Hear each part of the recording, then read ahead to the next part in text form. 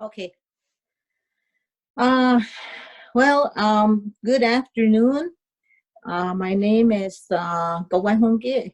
I'm from the Cayuga Nation and the Bear Clan, and my name it means a flower floating on water. And some people would say like that's what they would call a water lily. And for our people, the water lily is a very powerful medicine because it grows out on the water, and they say that nothing on earth can touch it. So it's a very strong medicine. Uh, Today I wanted to just talk a little bit about, I guess, in this time of quarantine and the coronavirus and everything, that people are really, maybe for the first time in their life, having to really stop in life and think about each day and what are they going to do with their time. And I wanted to talk about the value of time and you know I guess honoring the time that we have. A lot of people, they'll talk about wasting time, or yeah, like when they gotta wait or something, like I gotta waste some time.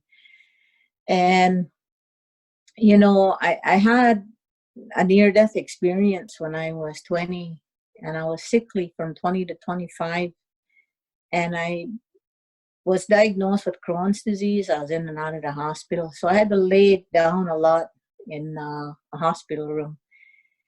And during that time, I had a lot of time to think, and I had a lot of spiritual experiences. And so one of the things I learned is how precious time is and how precious your health is. So, to make the most of each day is to really think.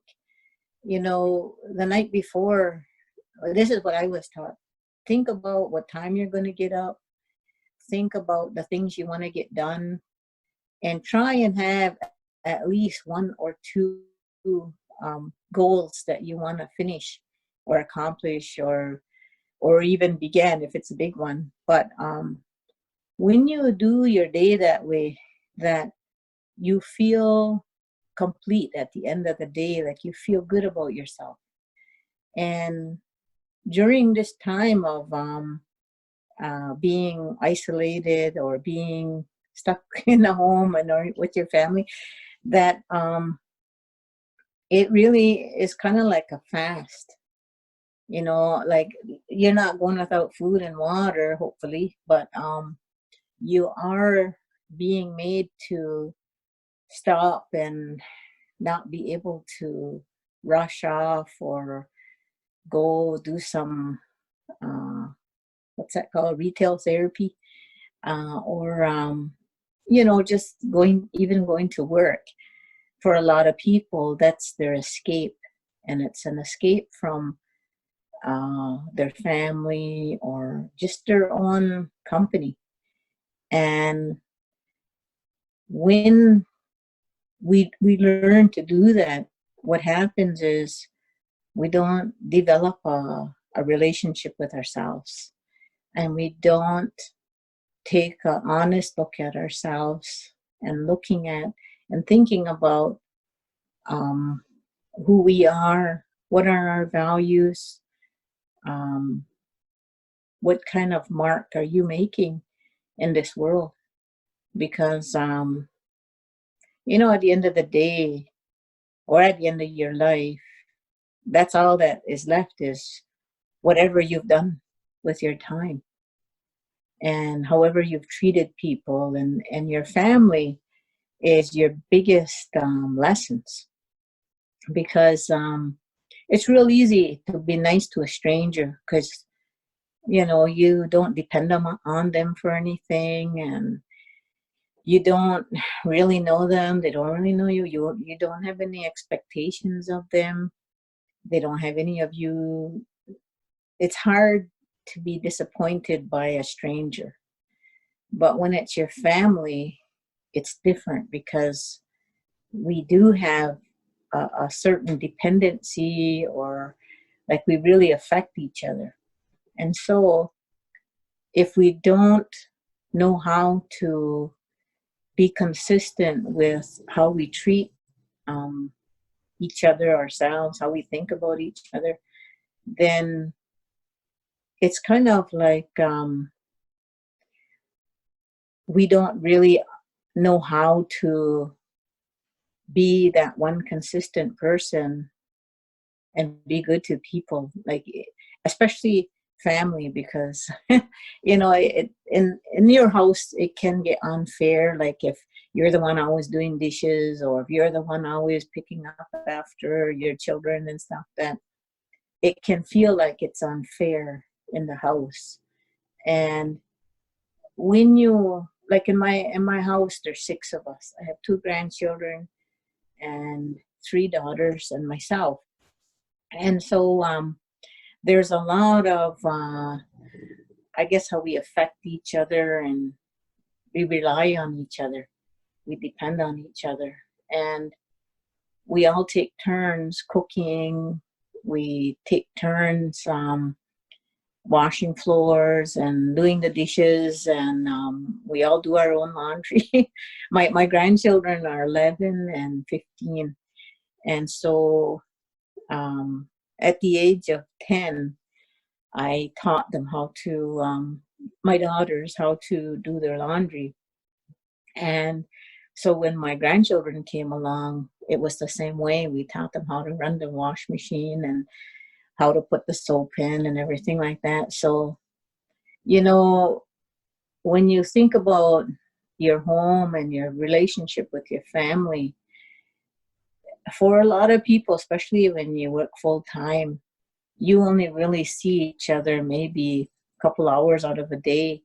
But in this time, it's different. It's changed now, where you're seeing them 24/7. And, it's just a very different mood, a very different atmosphere. So I guess this time that we're in is a real test for a lot of people. I've been talking with a lot of different people, and their relationships seem to really be struggling. Like, it's almost like people didn't really know each other until now, or they were able to run away from each other and when they go to work or when they go to school.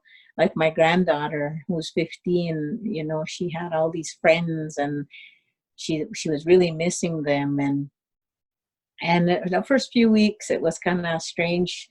She just wanted to sleep and play her video games and stay in her room. But as time went on, that got boring for her. And so we have actually gotten stronger as a family in this time of having to be together and spend so much time together. But when we run away from ourselves and our families, whether it's through our work, or whether it's through um, socializing with our friends, or going out, going shopping, going to the movies, those are all activities that we did, a lot of our family did. And what we're realizing is that, during that time, it's nice and everything, but to not have any really big, I won't say goals, but a purpose, I guess, when we do go out, that we actually lost the focus of each other. And so being at home, watching a movie, we all make a date and time. We're going to sit down, we're going to watch this movie together, and we sit and we visit and we watch a movie together. And we have learned that we really do like each other's company. And I think that, as a family, sometimes the boundaries of what we might say to each other can can be crossed. And what I told my family, my daughters, is just because you're sisters doesn't mean that it's okay to say whatever you want to say or however you want to say it. Because we're family, you have to think harder about how you want to say what you want to say to them, because you got to live with them. They're always going to be in your life. Family is family. And my parents, they told me, never stop talking to your siblings, and be careful about how you say what you want to say to them, because it can scar them. It's like sparks fly from your mouth when you say harsh things, and it'll burn them. And not only will it burn them, it'll scar them. And so in this time that we're all being held to our homes and with our families, it's so vitally important that we really think about how we feel about each other, how we feel about ourselves, and how the words we choose, I guess, with each other. So I wanna, and especially with yourself, how you talk to yourself is so important. Like, you have to find that compassion that you would have for someone else. You have to find that love, that acceptance, that forgiveness, all those things that you can find for someone else, you need to find for yourself too. So with that, I'll end this session, and I hope it helps in some way. And we'll see each other someday again in person. I hope. Okay. Thank you.